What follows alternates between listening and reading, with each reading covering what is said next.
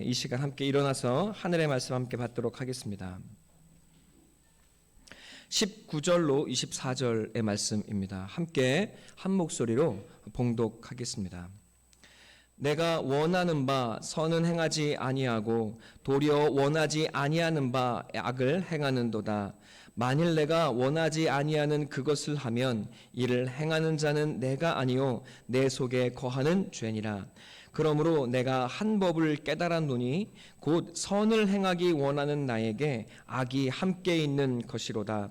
내 속사람으로는 하나님의 법을 즐거워하되 내 지체 속에 한 다른 법이 내 마음의 법과 싸워 내 지체 속에 있는 죄의 법으로 나를 사로잡는 것을 보는도다. 오호라, 나는 곤고한 사람이로다. 이 사망의 몸에서 누가 나를 건져내랴. 아멘. 이는 하나님의 말씀입니다. 아멘. 함께 자리에 앉아 주시겠습니다.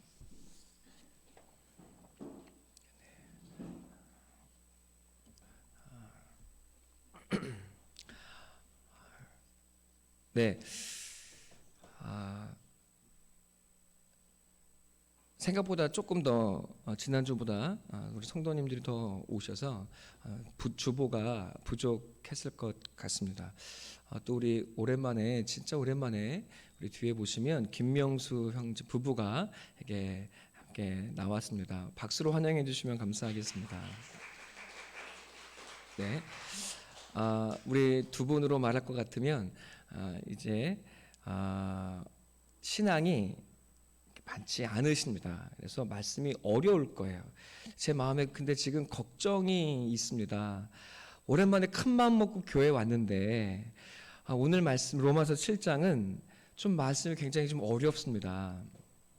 그래서 이 말씀을 이제까지 로마서 1장부터 쭉 따라오면서 말씀을 듣질 않으셨다면 이 말씀이 대체 저 목사가 무슨 말을 하러 오는 건가, 또 나는 여기 왜 있는 건가 하는 그런 마음이 드실 수 있을 것 같다는 생각이 듭니다. 하지만 어렵지만 귀를 쫑긋 세우셔서 들어보시면 내 마음속에서 일어나고 있는 전쟁이 우리 모두에게 해당되는 마음의 법칙이 있다는 사실, 그래서 이 마음의 전쟁이 펼쳐지는 우리의 삶에서 이 전쟁에서 승리하고 의롭고 바르고 열매 맺는 삶으로 나아갈 수 있게 될 것을 믿습니다. 그래서 여러분 이해가 잘 안 되더라도 잘 들어보시고, 또 그래서 오늘 들리는 말씀을 따라서 여러분의 마음을 하나님께 열어드린다면 우리 여러분의 삶은 하늘의 큰 복으로 충만하게 될 것입니다. 오늘 우리는 로마서 7장의 마지막 부분에 대한 말씀을 보게 될 텐데, 이 바울이 증거하는 말씀을 따라서 내 안에 일어나고 있는 싸움이 무엇인지를 함께 살펴보도록 하겠습니다. 바울은 우리가 전에 죄에 팔렸다고 말했습니다. 죄에 팔렸다는 말은 노예가 되었다는 말입니다. 그래서 내가 원하지 않아도 저절로 죄를 짓고 죄의 노예가 되어서 살아가게 된다는 말입니다. 여러분 그런 경험들을 많이 해보셨을 겁니다. 하지 말아야지 하는데도 도무지 그거를 끊을 수 없는, 그리고 죄에 끌려가는, 분명히 나는 원하지 않는데 죄가 나를 끌고 들어가는 것 같은 느낌, 또 그런 고통의 사슬에 매인 아픔의 시간들이 여러분에게 인간 모두에게 있다는 사실을 여러분 알고 계시고 또 경험해 보셨을 겁니다. 바울은 그것을 죄에 팔렸다라고 말하고 있습니다. 전에는 죄의 노예가 되어서 죄의 노예로 죄의 도구가 되어서 살았습니다. 결국 그 삶에는 죄의 열매만 가득했습니다. 그럼에도 정작 자신은 왜 내 삶에 이렇게 아픔과 고통에 쓴 열매가 가득한지를 알지 못하고 살아갑니다. 죄의 노예가 되어서 죄를 지을 수밖에 없음에도 불구하고 하나님이나 여러분 부모를 원망하며 나는 왜 이토록 내 삶에는 아픔이 가득한지를 탓하며 살아가더라는 겁니다.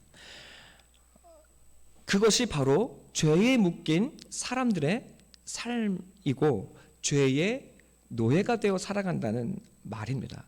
여러분 그런 것을 여러분 느껴보셨을 겁니다. 죄가 나를 사슬로 꼭 하고 묶고 있습니다. 그런 내게 예수가 찾아오셨습니다. 내 안에 십자가를 세우시고 예수님께서 나를 따라오라고 부르십니다. 예수와 함께 십자가에서 죽게 하시고 또 예수의 십자가와 예수를 따라가는 삶을 살게 하셨습니다. 여러분, 십자가의 역할이 무엇이었습니까? 지난주에 우리가 몇 주간 함께 보았던 것처럼 죄인을 죽여서 죄와 내가 노예가 되어서 하나로 묶여있는 나를, 죄인인 나만 십자가는 죽이는 역할을 했습니다. 그래서 내 몸에 내 속사람, 죄인이었던 내 속사람은 죽게 만들고, 그리고 그 죄를 묶고 있던 죄를 죄인과 떨어뜨리는 역할을 했습니다. 이해가 되시죠? 네. 죄와 내가 하나로 묶여 있었는데 십자가의 그 의미를 깨닫고 십자가의 죽음을 내 것으로 받아들이게 될 때 죄인인 나는 죽고 내 속사람, 죄인이었던 속사람은 죽고 내 안에 뭐가 남았습니까, 여러분? 죄가 남게 됩니다. 그래서 바울은 이것을 죄가 더욱 죄되게 하려 한다고 이야기했습니다. 죄와 내가 사슬로 하나로 묶여 있었는데 십자가는 이 사슬을 끊고 나와 죄를 나누게 되었다는 것입니다. 그런데 나는 예수 그리스도와 함께 죽은 자 되었기 때문에 십자가에서 예수 그리스도의 부활을, 새 생명을 받게 된다고 여러분께 저는 말씀을 드렸습니다. 이것이 내 안에서 일어나는, 느껴지지 않고 다 알지 못해도 예수 그리스도와 십자가를 경험할 때, 믿을 때 내 안에 일어나게 되는 영적인 변화입니다.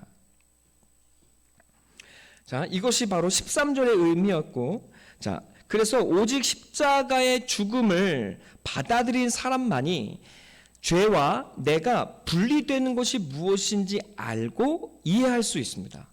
이제 그래서 우리는 바울처럼 죄가 곧 나는 아니다 라고 말할 수 있게 됩니다. 그러나 여전히 한계가 있습니다. 그것이 무엇입니까? 내 몸에, 이 겉사람 안에 여러분 여전히 죄가 자리하고 있다는 사실을 우리는 발견하게 되더라는 겁니다. 자, 이것이 바로 18절의 말씀이었습니다. 내 속 곧 내 육신에 선한 것이 거하지 아니하는 줄을 아노니 원함은 내게 있으나 선을 행하는 것은 없노라. 그래서 이 의미에 대해서 우리는 지난 시간에 여러분 함께 말씀을 나누었습니다. 하나님은 죄와 나를 분리하셨음에도 불구하고 내 안에 죄를 완전히 없애시는 것이 아니라 왜 그 죄를 남겨놓으셨을까? 19절에서 그래서 바울은 우리가 함께 읽겠습니다. 시작.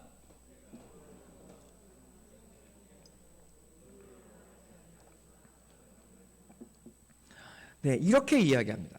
하나님을 사랑하고 하나님께 가까이 나아가고자 하는 사람은 점점 더 애통의 눈물을 흘리게 됩니다. 하나님께 나아가면 나아갈수록 자신 안에 남아있는 악을 발견하게 되기 때문에 그렇습니다. 그래서 20절에서 내가 해서는 안 되는 것을 하면 그것을 하는 것은 내가 아니라 내 속에 자리를 잡고 있는 죄입니다 라고 이야기합니다.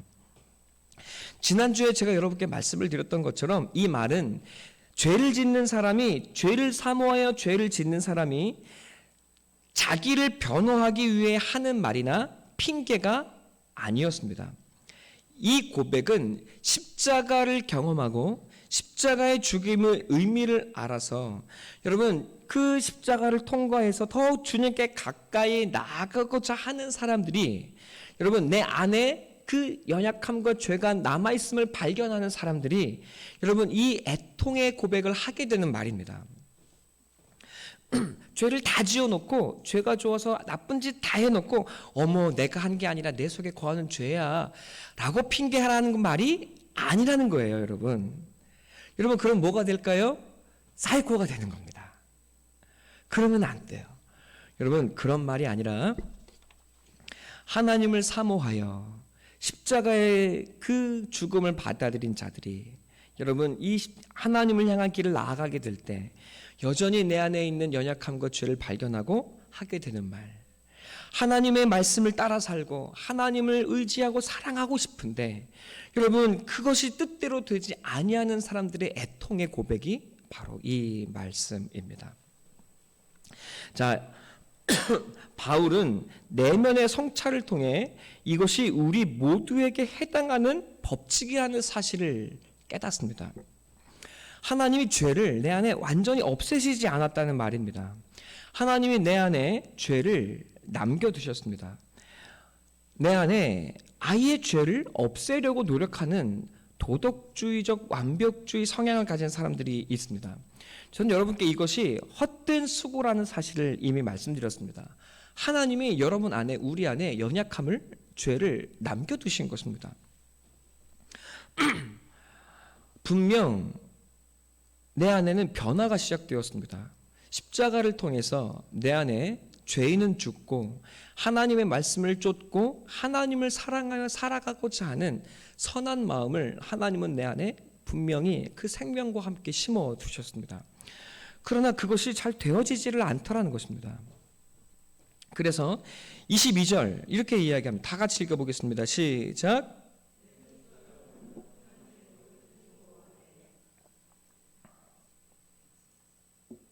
내 속사람은 하나님의 법을 즐거워합니다. 말씀을 사모합니다. 그러나 여전히 우리는 발견합니다. 내 안에 연약함과 죄가 남아 있습니다. 여러분, 내 안에 죄가 남아 있는 것을 보고 내가 거듭난 것인가 안 거듭난 것인가 염려할 필요가 없습니다. 여러분이 십자가를 분명히 고백하고 그 죽음을 내 것으로 받아들였다면 여러분 그 고백을 하나님은 기쁘게 보시고 여러분을 예수 그리스도 안에서 하나님의 생명을 가진 하나님의 사람으로 인정하고 여러분의 그 고백을 따라서 하나님은 우리를 이끌어 가시고 그리고 생명을 허락해 주십니다.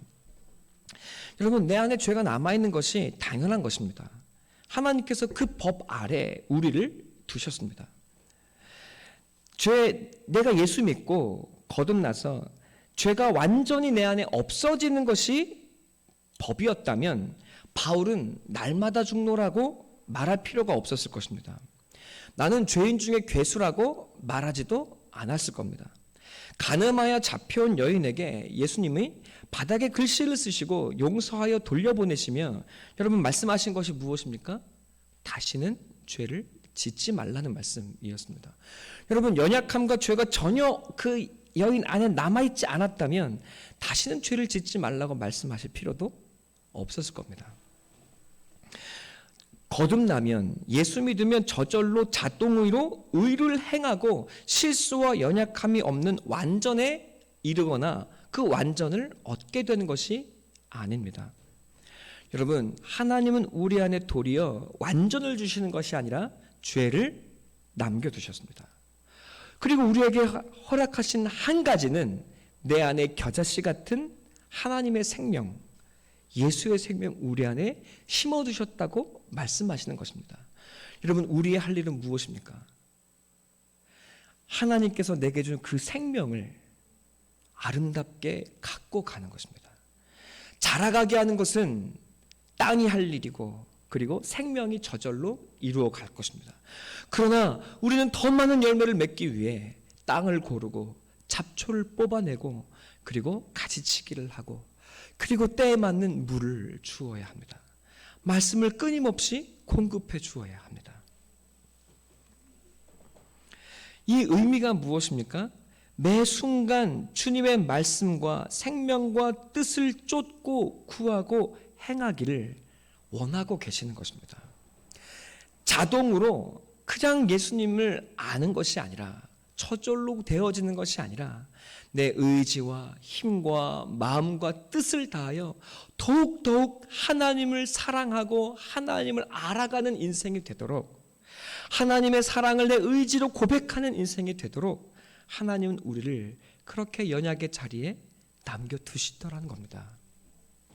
오직 하나님만 의지하여 하나님을 선택하는 사랑의 교제를 매 순간마다 이루어 가시기를 하나님은 원하셔서 우리에게 이 한계를 남겨두시는 겁니다. 내 안에 생명도 들어있고 내 안에 여전한 죄악도 남아있습니다. 그러나 하나님, 지난 세월 그 죄악에 붙들려 살아보니 쓴 눈물밖에 돌아오는 것이 없었습니다. 그러나 이제 나는 그 삶을 다시는 돌아가고 싶지 않습니다. 하나님, 이제 나는 내 안에 들어온 하나님의 말씀과 당신의 생명을 사랑의 고백으로 날마다 순간마다 선택하며 하나님 살아가 보겠습니다. 여러분, 기도하며 하나님의 말씀을 붙잡고 쫓으며 살아가 보겠습니다. 하나님을 사랑하니까. 여러분, 그 고백을 하나님은 우리에게 듣고 싶으셔서 우리를 그 연약의 자리에 남겨두시는 것입니다. 여러분, 아무리 교회를 열심히 다니고 방언을 하고 소리를 고래고래 질러셔도 여러분 안에는 하나님께서 여러분 안에 있는 죄악과 연약함을 없애시지 않습니다. 여러분이 기도를 잘한다고 여러분의 단번에 강력한 사람이 되어지는 것이 아닙니다. 유혹을 이기는 사람이 되어지는 것도 아닙니다. 하나님은 그런 마법을 우리에게 허락해 주신 적이 없습니다. 하나님은 매 순간마다 우리의 인격의 고백으로 말씀을 사모하고 순종하여 그 뜻을 쫓는 자가 되게 하고 계시는 것입니다. 여러분, 우리가 이 한계 아래서 우리가 경험하게 되는 것이 무엇입니까? 가만히 있으면 내 안에 있는 죄가 끊임없이 우리를 집어삼키려고 도발하고 있다는 것입니다. 내가 예수의 생명이 내 안에 있고 내가 예수 믿으니 나는 괜찮을 거야. 나는 저절로 잘 살아갈 거야. 그런 일은 없습니다. 23절 다 같이 함께 읽겠습니다. 시작.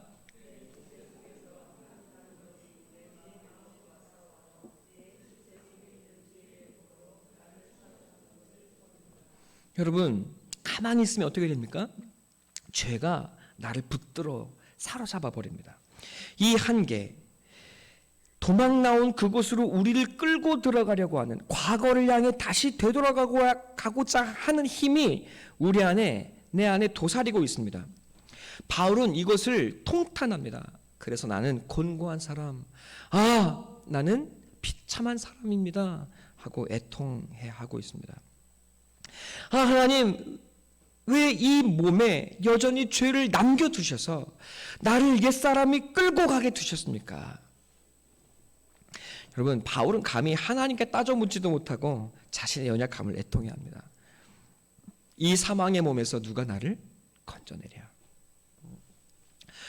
주 안에 사랑하는 성도 여러분, 우리는 자본주의 시대를 살고 있습니다.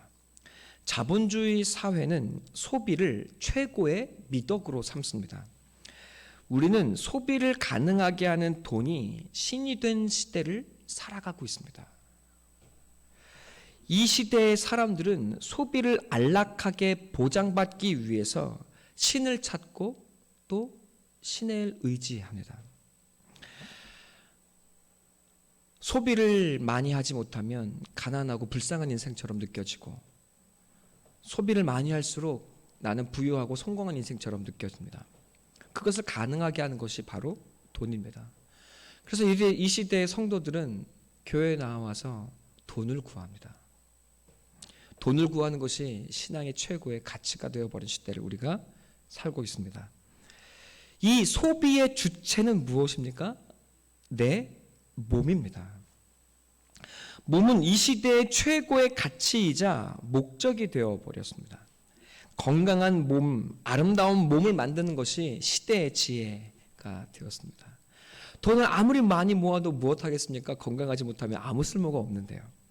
건강한 몸을 만들기 위해서 자신의 몸을 괴롭게 해야 된다는 사실을 우리는 다 잘 알고 있습니다. 그래서 여러분, 우리 이 땅의 사람들은 얼마나 몸을 위해서 애쓰고 얼마나 몸을 돌보는지 모릅니다. 그러나 바울처럼 내 몸이 살이 쪄서 몸이 조금 무거워져서 조금 아파서 내 몸을 붙들고 애통해하는 사람들은 많지만, 그러나 바울처럼 자신의 내면을 돌아보고, 여러분, 내 안에 있는 죄와 연약함이 나를 붙들어 그 죄의 사슬로 올가매려고 하는 그 죄의 파괴력을 바라보며, 여러분, 내 내면을 향하여 애통해하는 사람들을 보는 것은 쉽지 않습니다. 바울의 이 애통함을 이 시대는 잃어버렸습니다. 자신의 내면을 위해 애쓰는 이를 보기가 어렵습니다. 죄와 그에 묶인 나를 바라보며 통탄하는 눈물을 잊어버린 시대가 되어버렸습니다. 점점 더 바울의 이런 모습이, 그리고 이런 고민이 우리에게 어색하게 느껴집니다. 교회 오면 목사가 성공할 수 있는 길과 마음의 위로와 그리고 이 땅의 부귀와 영광을 얻는 기도를 해 주어야죠. 그러나 바울은 우리에게 그 방법을 설명해 주지 않습니다. 바울은 도리어 내 내면의 그 연약함을 붙들고 애통해야 합니다.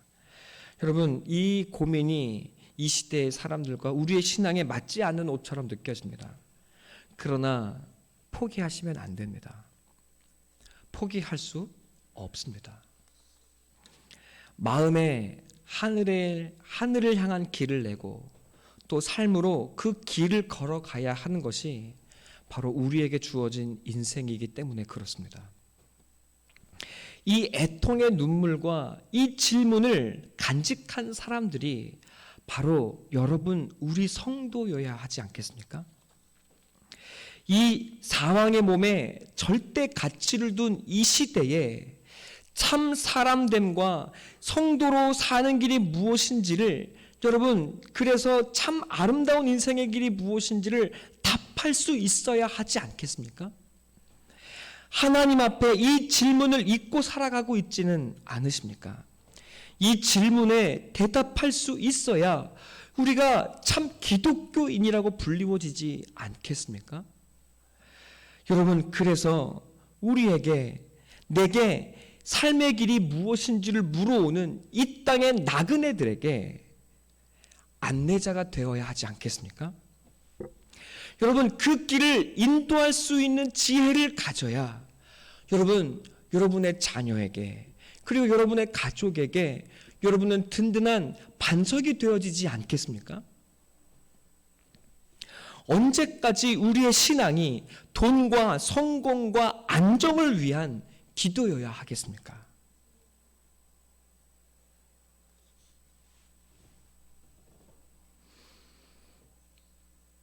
십자가를 알고 죽음을 고백해도 내 안에 여전히 죄가 남아있다면 달라진 것은 무엇입니까?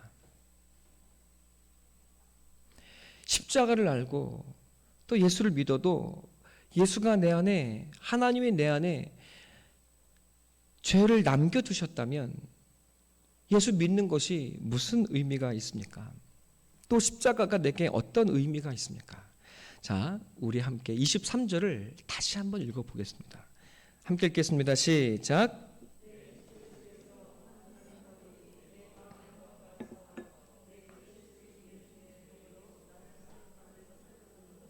아멘. 자, 여러분, 내 안에 있는 한 어떤 법이 나를 붙들어서 어디로 끌고 가죠? 죄의 법으로 사로잡아가는 것을 본다고 말합니다. 자, 그런데 이 사로잡는 것에서의 원어는 아익스말티조라는 단어입니다. 아익스말로티조라는 말은 정확하게 말하면 포로로 사로잡아서 끌고 가다라는 말이 됩니다. 포로가 되다라는 뜻이 있어요, 여러분. 자, 잘 기억하셔야 됩니다. 아익스말로티조가 무슨 뜻이라고요? 포로로 되어 잡혀가다라는 뜻이에요. 자, 그런데 잘 들으셔야 됩니다. 바울이 말할 때 전에는 우리가 어떠했습니까? 예전에는 어땠어요? 처음 말씀 시작할 때 말씀드렸는데 기억이 잘 안 나세요? 예전에는 어땠어요? 전에는 죄에 팔렸었죠. 그죠? 그것이 몇 절에 나옵니까? 14절. 나는 육신에 속하여 죄 아래 팔렸도다. 여러분, 팔렸도다라는 뜻이 무엇이었어요? 죄의 노예였었다는 말이었습니다. 아멘. 그런데 이제는 포로가 아니라 무엇이 되었어요? 노예가 아니라 이제 무엇이 되었습니까? 포로가 되었습니다. 같아요, 달라요? 달라요. 노예와 포로가 다릅니다. 왜? 노예는 주권이 없어요. 자유도 없습니다. 시키면 무조건 하면 돼요. 여러분, 그러나 포로는 어떻습니까? 일하는 포로 보셨습니까? 포로는 일을 하지 않습니다. 주권이 어디에 있기 때문에? 주인에게, 그 포로 끌어온 자들에게 있는 것이 아니라 자기의 고국에 있기 때문에 여러분, 정체성이 달라요. 몸은 그들에게 사로잡혀 있지만 그 속 사람은 다른 편에 있다는 것입니다.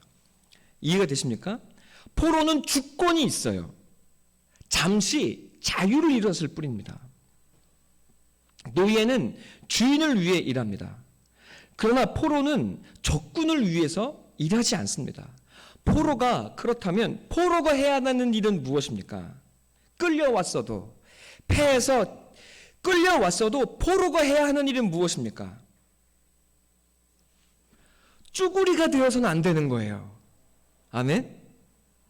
내가 누구인지를 확인하며 자신의 정체성을 지켜야 하는 일, 그것이 포로가 해야 하는 일입니다. 당당해야 합니다. 그리고 가오가 살아있어야 돼요. 명예를 지켜야 되는 거예요. 내가 지금은 겉보기에는 쭈구리처럼 사는 것처럼 보이고 내가 포로로 묶여있는 것처럼 니들이 보지만 나는 누구야? 나 하나님의 사람이야.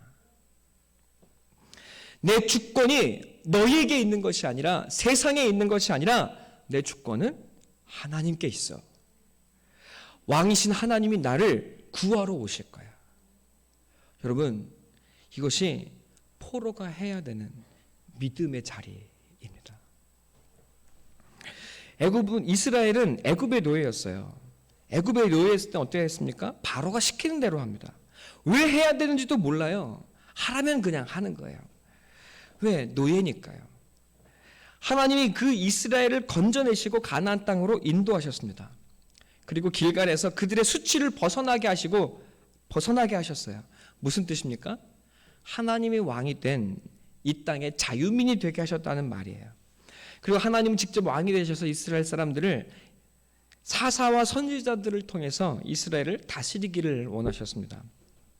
그래서 하나님의 다스림을 받아서 하나님의 나라를 이루고, 그리고 그 아름다운 하나님의 나라, 큰 자가 작은 자를 섬기는 그 아름답고 복된 나라를 이루어 여러분 온 세상 사람들에게 하나님의 복을 전해주는 일을 하는 것.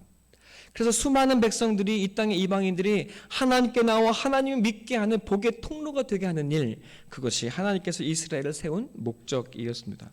그러나 이스라엘 사람들은 하나님의 기대를 저버렸습니다. 이스라엘은 그저 하나님이 백성이 되었다는 사실에 만족하며 교만했습니다. 그 사실 자체에 머물렀어요. 여러분, 그래서 이스라엘 사람들이 가나안 땅에 들어가 사는 것은 나 하나님의 백성이야 라고 큰소리치며 이방인들을 무시하고, 여러분 정작 자신은 하나님의 뜻을 쫓아 사는 것이 아니라 세상의 복을 구하며 세상의 정욕을 따르며 세상을 구하며 살아오더라는 것입니다. 여러분, 하나님을 찾지 않았습니다. 하나님을 믿고 성전이 있으니 그냥 복이 내게 저절로 굴러 들어올 줄 알았습니다. 그러면서도 하나님 믿는 백성이라고 말은 그럴듯하게 하는데, 여러분, 그런데 세상이 구하는 것을 구하고 세상이 원하는 것을 자기도 욕망하는, 여러분 세상과는 전혀 변화되지 않은, 구별되지 않은 삶을 그들이 살았습니다. 여러분, 어떻게 그들이 하나님의 백성이라고 말할 수 있었겠습니까? 여러분, 도리어 그들은 하나님을 성전에 가둬놓고, 그리고 하나님께 떡고물 조금 던져주며, 하나님 거기 계세요. 내가 원하는 대로 살 테니 내가 원하면 나올 테니 그냥 거기 계세요. 그리고 내가 안전하게 살 수 있도록 외적의 침입이나 막아주소서라고 하나님을 적당히 달래며 살았습니다. 여러분, 하나님이 어떻게 하셔야 하나님이 그들을 사랑하는 것입니까? 내버려 두셔야 돼요? 아니죠. 하나님이 이스라엘을 징계하시기 시작합니다. 이방인들의 채찍으로 그들을 심하게 때리셨습니다. 성전이 무너졌습니다. 이방 민족들에게 완전히 패배했습니다. 여러분, 나의 하나님이 이방의 거짓 우상들에게 완전히 패배해버린 것과 같아요. 여러분, 완전히 망해버렸습니다. 돌 위에 돌 하나가 남질 않았어요. 이스라엘은 포로가 되어 적국에 끌려갔습니다. 여러분, 그러나 그들이 노예가 되었습니까? 그들이 노예가 된 것은 아닙니다. 노예가 아니라 그들은 포로가 되었습니다. 나라는 망하고 성전은 무너졌으나 하나님은 살아계셨습니다. 이스라엘 그들은 그 포로의 자리에서 놀라운 하나님을 경험하기 시작합니다. 그저 나의 하나님, 성전에 계신 하나님, 일주일에 일요일만 역사하는 하나님, 아주 작은 하나님인 줄 알았는데, 여러분, 이스라엘의 하나님이 아니라 만군의 하나님, 온 세상을 다스리는 하나님이셨음을 이스라엘이 깨달아가기 시작합니다. 하나님을 만나기 위해서는 성전을 향해 나아가야 했는데 성전이 무너져 여러분 하나님을 만날 수 없고, 그리고 이스라엘이 포로가 되어 저 바벨론으로 끌려가는 그 강가에 여러분 하나님 마차를 타고 오는 환상을 에스겔은 보게 됩니다. 하나님은 성전에 계신 하나님이 아니라 자기의 백성들을 향해 찾아오시는 하나님이라는 사실을 여러분 도리어 그 포로의 자리에서 이스라엘 사람들은 경험하기 시작합니다. 아무것도 아닌 청년 한 사람, 포로가 되어 여러분 아무것도 아닌 그 포로 한 청년이 그 포로의 자리에서 나는 세상의 녹을 받고 나는 세상의 음식을 먹을지라도 나의 주님은, 나의 하나님은 오직 여호와 한 분 하나님이십니다. 나는 세상의 음식으로 내 몸을 더럽히지 않겠습니다라고 결단했던 다니엘을 통해서 하나님은 그 제국들을 무너뜨리시고 그리고 이스라엘을 건지시고 이 세상을 통치하시는 완전한 하나님이라는 사실을 보여주셨습니다. 힘없는 한 여인 에스더를 통해서 하나님은 이스라엘을 원수들에게서 건지시고 이스라엘을 구해주시고 그들을 죽이려는 원수들을 도리어 자기의 함정에 빠지게 하시는 놀라운 역사를 이스라엘에게 보여주셨습니다. 이스라엘 백성은 포로의 자리에서 내가 못나고 내가 제대로 하지 못하고 내가 죄에 또다시 묶여 끌려 포로가 되었지만 그 포로의 자리에서 도리어 나를 찾아오시고 건져주신 나의 주 나의 하나님을 만나기 시작합니다. 하나님이 옹졸하고 작고 편협했던 나를 찢으시고 무너뜨리셔서 여러분 더 크게 더 넓게 더 높게 세워가시는 자리를 그들은 경험하게 됩니다. 여러분 어떠한 삶의 자리에서도 하나님은 함께 하십니다.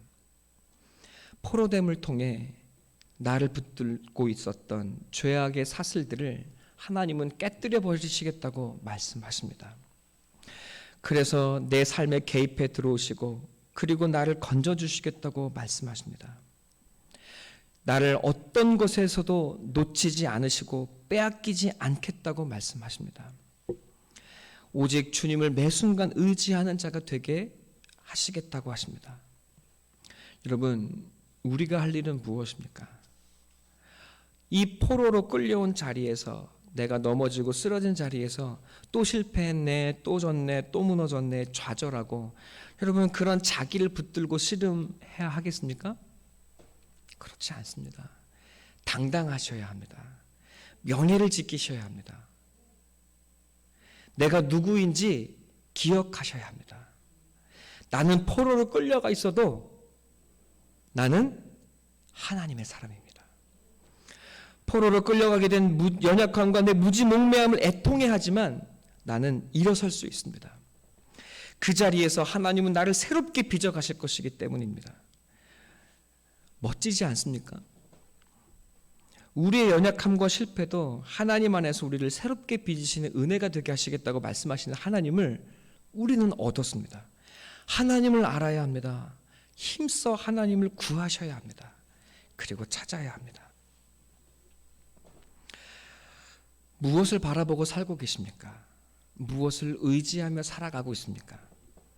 우리의 바램과 우리의 기도가 여전히 아직도 세상의 부귀와 쾌락과 안정과 영광이어서야 되겠습니까? 이 땅의 다니엘, 에스더로 하나님의 여러분을 부르고 계신 줄로 믿습니다.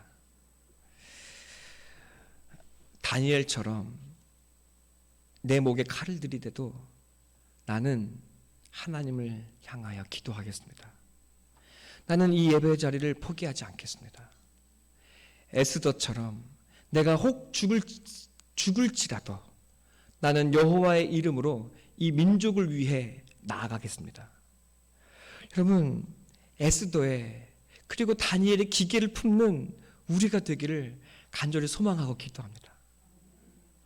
제가 여러분에게 하나님 우리 성도들 돈 많이 달라고 기도 안 하지 않습니다. 그러나 저는 여러분이 이 에스더와 다니엘의 기계를 갖고 살게 되기를 더욱 기도하고 소망합니다. 내 삶이 이리저리 갇힘받은 포로 같아 보여도 하나님만 의지하십시다. 그리고 하나님만 바라보십시다.